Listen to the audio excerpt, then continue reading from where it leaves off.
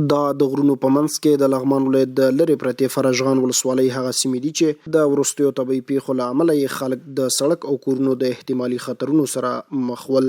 تازه د ولایتي ادارې په همکارۍ او د مرستندویه موسسو په مالي ملاتړ د غرونو همدغه برخې له منځه وړل کیږي. بسم الله الرحمن الرحیم. د فرجغان ولسوالۍ ته راغلي یو.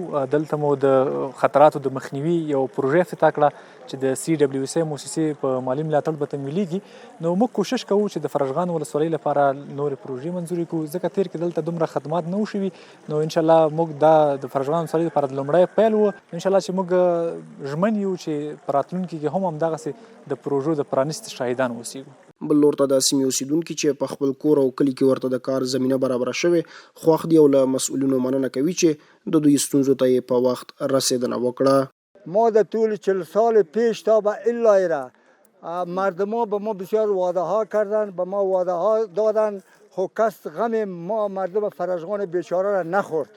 امروز الحمدلله برکت خدا و برکت امروز سوال نو ما مولوی صاحب این کاری که سر ما مثلا همینطور جدا روان است. اول از خداوند، دوم از شما، از کل شما ما خوشحال هستیم. ما تشکر میکنیم از ولسوال صاحب، از همه مؤسسات، از کل امارت اسلامی.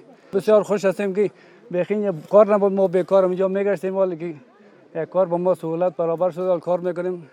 بسیار خوش هستیم ان شاء الله.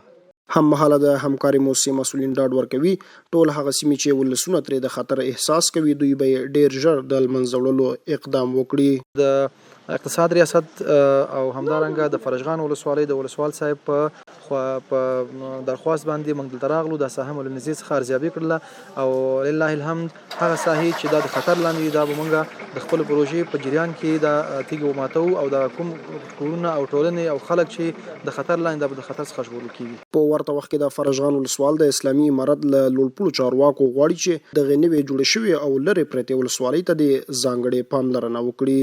لله الحمد از طرف زعیم امارت اسلامی و امیر المؤمنین حفظه الله یک ولسوالی تشکیل منظور شد.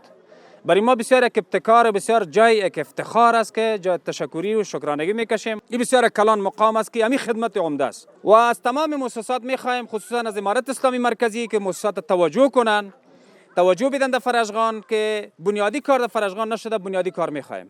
هیره دې نوي چې څو ورځې وړاندې د کابل جلال آباد لوی لارې په مسیر د رونټې سیمه کې د غره هغه برخه د پیښو پر وړاندې د مبارزې او چمتووالي ملي ادارې د مسؤلینو لوري له منځه یوړل شوه چې د احتمالي زیانونو اټکل ترې کېده.